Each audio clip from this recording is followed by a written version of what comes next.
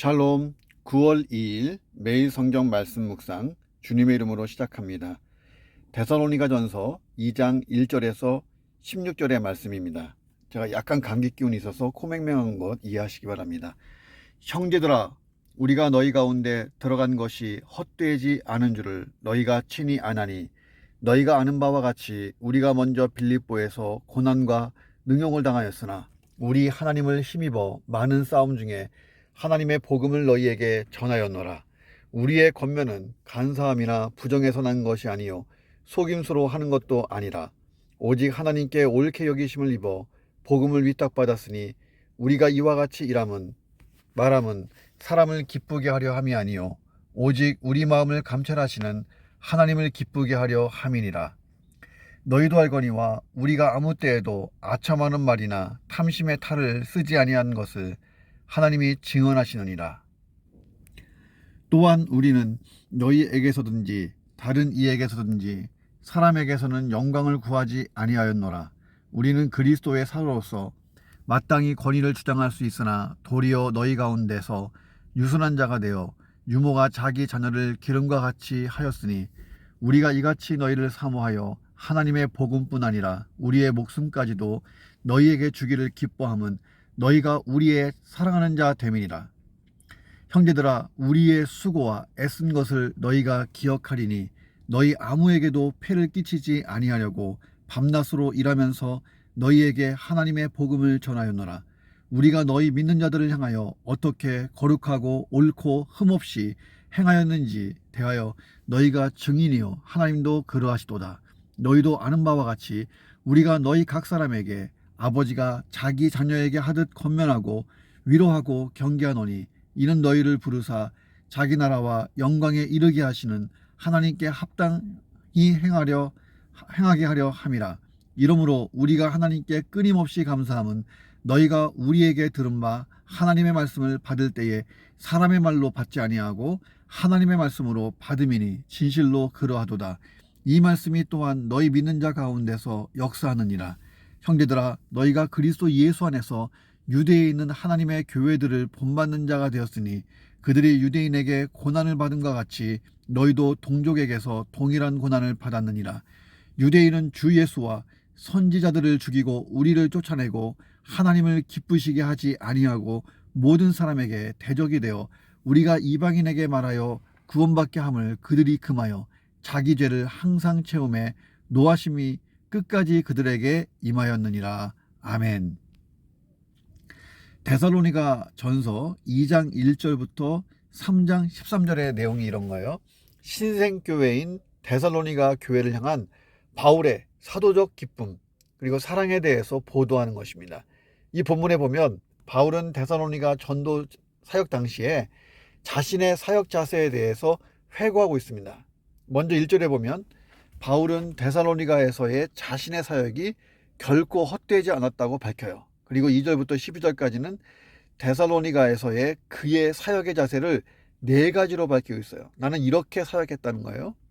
13절부터 16절에 보면 데살로니가 교인들을 향한 그들로 인한 바울의 두 번째 감사와 복음을 대적한 유대인들에 대한 심판 경고에 대해서 나오고 있습니다. 이 말씀을 묵상합니다. 첫째, 복음 사역에는 헛됨이 존재하지 않는다는 거예요. 1절 보세요. 형제들아, 우리가 너희 가운데 들어간 것이 헛되지 않은 줄을 너희가 친히 아나니, 이렇게 얘기합니다. 바울은 데살로니가를 방문한 것과 거기서 복음을 전한 사역이 헛되지 않았다라고 말합니다. 풍성한 열매가 있었고 자신의 선교가 진실한 동기로 이루어졌다고 생각했습니다. 자, 바울의 선교팀은 데살로니가를 방문하기 전에 빌립보에서 감당하기 어려운 고난과 어떤 능욕을 당했습니다. 사도행전 16장 19절부터 40절에 보면 바울 선교팀이 당한 일들에 대해서 보도하고 있어요. 폭력적인 체포를 당한 것, 시장에서 옷이 벗겨지고 매를 맞은 것, 더럽고 음울한 감옥에 던져진 일들이 있었습니다. 귀신 들려 점치는 여종에게서 귀신을 쫓아냈고 여종을 자유케 했는데 오히려 큰 고난을 당한 것입니다. 자, 그러나 하나님께서 빌립보 감옥을 지진으로 흔들셨고 기적이 일어나 옥문이 열립니다. 그 광경을 보고 간수가 예수 그리스도를 믿고 그 가족이 믿게 되었습니다. 이 일로 인해서 빌립보 교회는 더 부흥하고 성장하는 계기가 되었어요. 자, 이에 더하여서 사도행전 17장 5절에서 9절을 보니까 데살로니가에서의 사도 바울의 선교가 성공적인 것을 보고 일부 유대인들이 시기심이 나서 거리에 불량배를 끌어들여 모아다가 패거리를 지어서 시내에서 소유를 일으켜요. 야손의 집을 습격합니다. 자, 이 일이 바울 선교팀의 데살로니가 체류를 지속하게 할 수 없는 그런 상황으로 만들었고 결국 베레아로 이동하게 만들었습니다. 그러나 신생교회 데살로니가 교회는 든든히 세워졌고 성장하게 되었다 하는 거예요. 2절에 보니까 너희가 아는 바와 같이 우리가 먼저 빌립보에서 고난과 능욕을 당하였으냐 우리 하나님을 힘입어 많은 싸움 중에 하나님의 복음을 너희에게 전하였노라. 자, 바울 선교팀이 빌립보와 데살로니가에서 엄청난 고난과 능욕을 경험했지만 그들의 복음 사역에는 결코 헛됨이 없었다는 거예요. 자, 세상에 많은 일들이 있잖아요. 그런데 절대 실패하지 않는 일이 있다면 그건 복음 사역입니다. 복음 자체에 능력이 있기 때문에 복음으로 인한 일은 실패가 없어요. 복음 사역은 절대 실패하지 않도록 하나님께서 플랜을 세워두신 거예요. 바울은 헛되지 않았다라고 강조하고 있습니다. 오늘 우리가 복음과 관련된 사역을 하면서 낙담하지 않기, 낙심하지 않기를 주의 이름으로 축원합니다. 복음 사역은 영원 불패라는 거예요. 자, 두 번째, 자, 우리의 사역의 자세는 언제나 하나님을 기쁘시게 하는 것이 되어야 한다 하는 것입니다. 자, 바울은 데살로니가에서 복음 전파 사역의 동기는 순수하고 진실한 것이었다라고 말해요. 우리의 권면은 간사함이나 부정해서 난 것이 아니요 속임수로 하는 것도 아니라. 바울 일행의 복음 전파를 반대하는 자들이 바울의 복음 전파가 순수하지 못하며 진실되지 못한 동기에서 비롯되었다고 비방을 했어요. 이에 대해서 바울이 지금 반론을 제기한 것입니다. 자, 바울의 반론을 뒷받침하는 것이 뭘까요? 그것은 데살로니가 교회의 성장이에요. 바울은 우리 그리스도인들은 복음의 청직이다라고 말합니다. 하나님께서 복음 전파를 우리에게 맡기셨다는 거예요. 여러분, 복음이 뭐예요? 예수는 당신의 그리스도이십니다. 이걸 깨닫게 하는 것입니다. 복음의 탄생을 위해 예수님은 무거운 십자가의 고난을 당하셨어요. 하나님께서는 외아들을 십자가에서 죽음 가운데 내어주셔야 했습니다. 자, 복음, 예수 그리스도는 우리에게 영원한 생명을 가져다 주셨어요. 하나님의 자녀가 되게 하셨습니다. 죄와 사망의 법에서 해방되어 생명과 성령의 법에 속하게 됐어요. 죄인이 의인이 됐습니다. 복음은 강력한 거예요. 그런데 우리가 그 복음을 맡은 거예요. 복음의 청지기가 된 거예요. 자, 그러므로 우리는 영광스러운 직분을 받은 거다 하는 거예요. 자, 그러나 또한 책임과 의무를 다해야 됩니다. 복음의 특권과 의무를 다 가진 사람들이 바로 우리들이라는 거예요. 바울은 하나님을 기쁘시게 하기 위해서 그 의무를 다해야 된다라고 말합니다. 자, 바울이 고린도전서 9장 22절에서 복음을 위해 여러 사람에게 여러 모양이 되었다라고 말합니다. 자, 그러나 바울은 사람을 기쁘게 하기에 힘썼지만 사람의 호의를 의식하고 복음 진리를 왜곡하지 않았다는 거예요. 바울은 복음 진리의 수호를 위해서라면 생명도 아끼지 않았으며 사도들의 수장이었던 베드로를 책망하는 일도 서슴지 않았습니다. 바울은 사람의 호의를 얻거나 타협하는 일을 하지 않았어요. 갈라디아서 1장 10절에서 바울이 말합니다.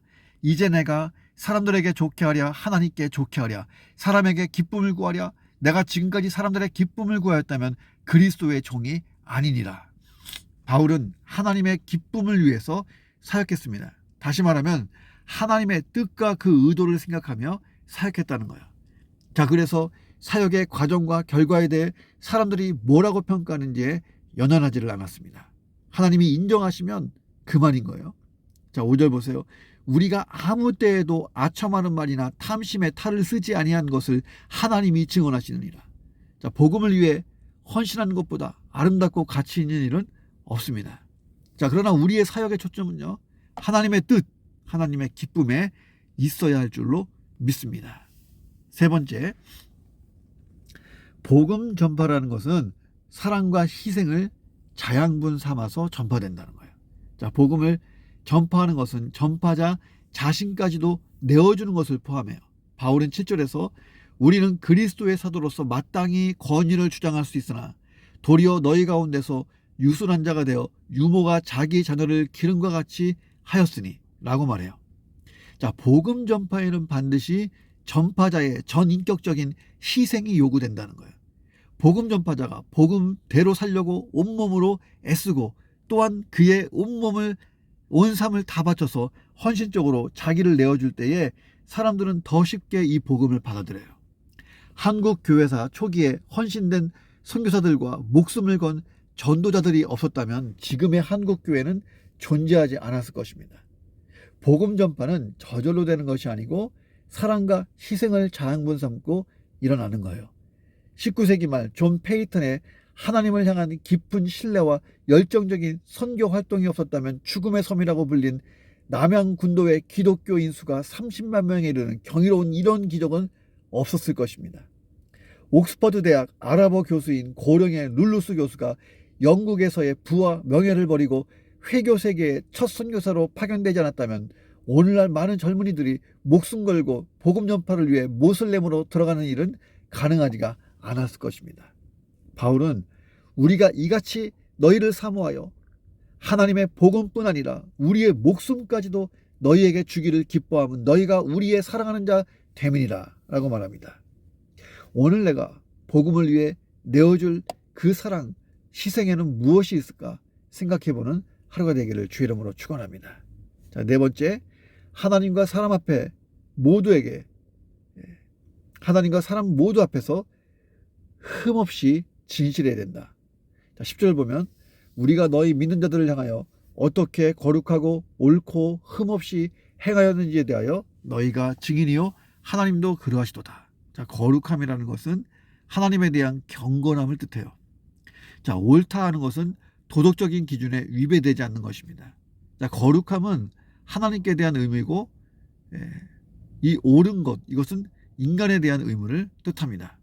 그리고 흠이 없다고 하는 것은 하나님과 사람 앞에서 공의 부끄러움이나 잘못이 되는 어떤 결점도 없는 완전 무결함을 뜻합니다. 10절에 보니까 바울의 일행의 행동이 하나님이나 사람들 모두 앞에서 단정하고 올곧았다 하는 것을 말해주고 있습니다.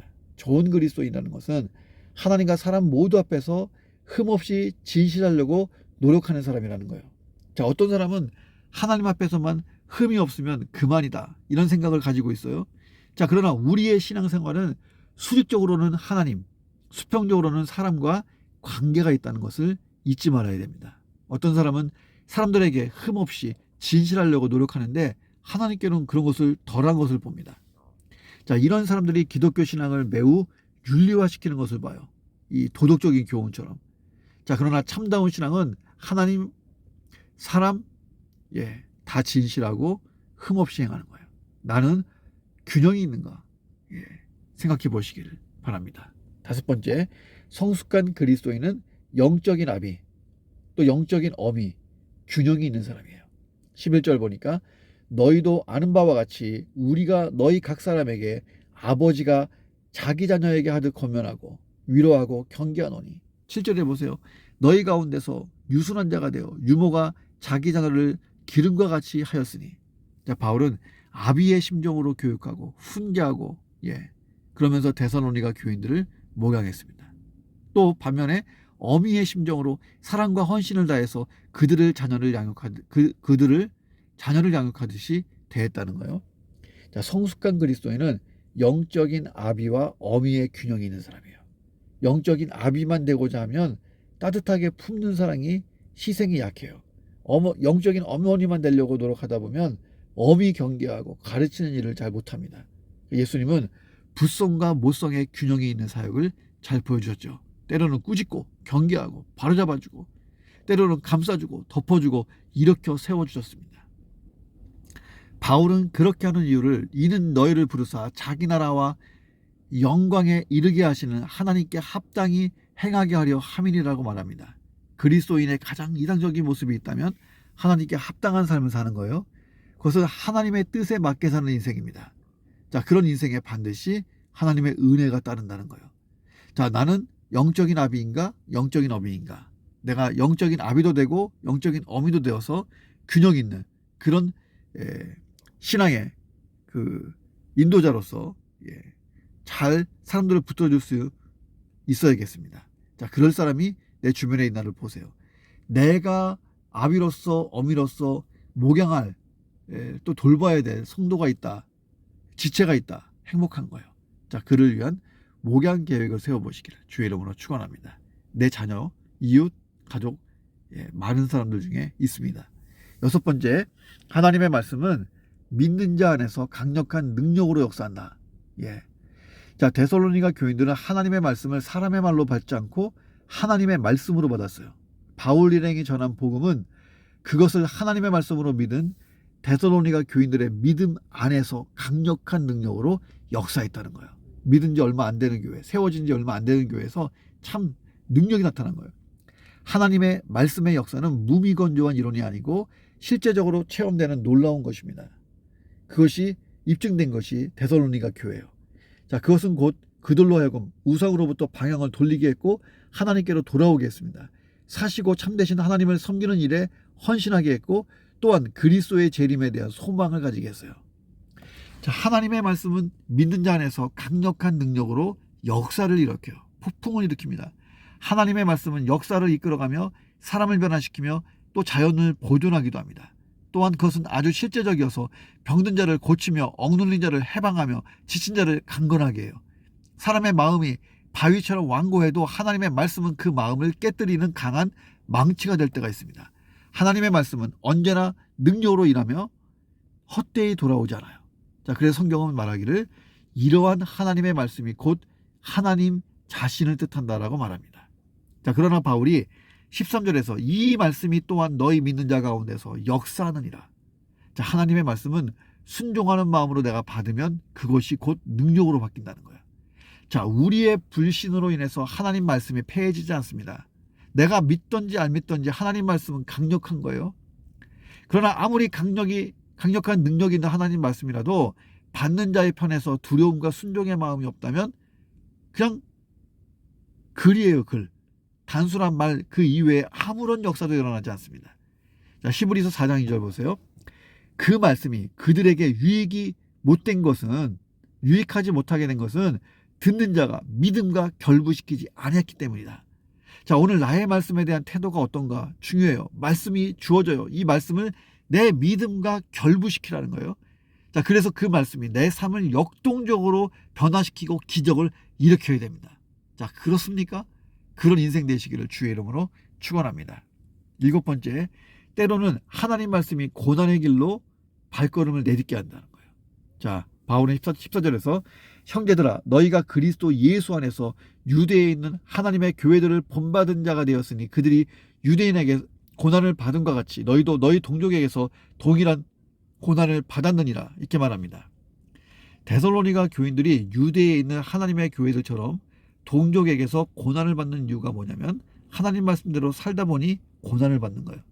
바울이 전한 말씀을 하나님의 말씀으로 받아들이자 그 말씀이 데살로니가 교인들 속에 역사하여 예루살렘 교인들처럼 기꺼이 고난받는 삶을 선택하도록 이끈 거예요. 말씀이 아니라면 어느 누구도 고생할 것이 뻔한 좁은 길로 가지 않을 것입니다. 그러나 말씀은 그 비주류의 길이 진리의 길이고 그 길에 생명이 있다며 우리로 그 길을 걸어가도록 재촉해요. 자, 우리는 하나님의 말씀이 우리 안에서 강력한 능력으로 역사될 때에 그 말씀이 평탄하고 좋은 길로만 인도할 거라고 생각합니다. 그런데 예루살렘 교회와 데살로니가 교회처럼 고난으로 인도할 때도 있어요. 말씀이 고난으로 인도했다기보다는 말씀에 거치는 것들이 내 삶에 놓여지기 때문입니다. 그래서 말씀대로 사는 길이 때로는 가시밭길이 되기도 합니다. 그러나 길이 험할수록 말씀의 능력은 더욱 강력하고 위대하게 펼쳐지는 거예요. 바울 사역이 그랬고 데살로니가 교회가 예루살렘 교회와 같은 고난을 받으면서도 강력하게 성장하고 있었던 이유였습니다. 고난 없이 성장한 교회가 없어요. 자, 오늘 나는 말씀이 어디로 인도하기를 원합니까? 때로는 나의 바램과 다르게 내가 말씀이 나를 인도해 가시는데 험하고 척박한 길이라도 갈 수 있겠습니까?